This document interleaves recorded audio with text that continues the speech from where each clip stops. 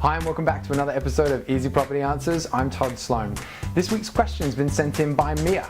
Mia's question reads, Todd, I'm looking at selling my home and buying a bigger one, but I'm a bit unsure of exactly what I can afford because I don't understand all the extra charges that are involved when I buy. Can you help out? Great question, Mia. Look, typically there are more charges involved in buying a property than selling one, so it really is important to understand all of the costs involved.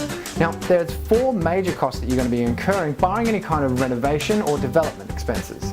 Cost number 1 is conveyancing. Having the right conveyancer is an absolute must. As much as you can save a bit of money on a cheaper conveyancer, sometimes your buying experience can either work smoothly or become a nightmare depending on which conveyancer you have involved. Generally in South Australia, looking between around $700 to $1,000 depending on who you choose. Next cost is loan setup costs. Depending on who you're getting your finance through, you may actually be able to avoid these costs completely.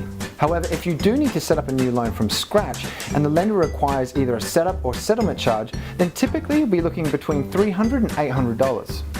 Okay, so the next cost is LMI, which stands for Lender's Mortgage Insurance. If you're unsure what that is, click the link below. I've got a nice video explaining that one. But so as far as the costs are concerned, there are a number of different factors that will determine if you need to pay LMI and how much if you do.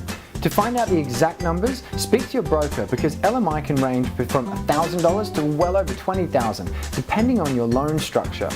So last and most definitely least loved is stamp duty and transfer fees. Now, stamp duty is going to vary quite significantly depending on the purchase price plus what state you're in. So for the purpose of this video, I've actually taken the South Australian current median house price of $450,000 and actually measured it against stamp duties that you'd pay all around the country. So in South Australia, you'd pay $22,884, where if you were in Queensland buying a $450,000 property, you'd only be paying $8,241.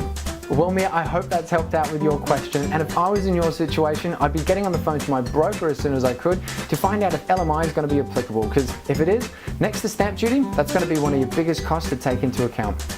Well, look, thank you very much for your question, and if you've got any other questions, whether it's to do with buying or selling, feel free to get in touch with any of the contact details provided. Thanks a lot, guys. Have an awesome week.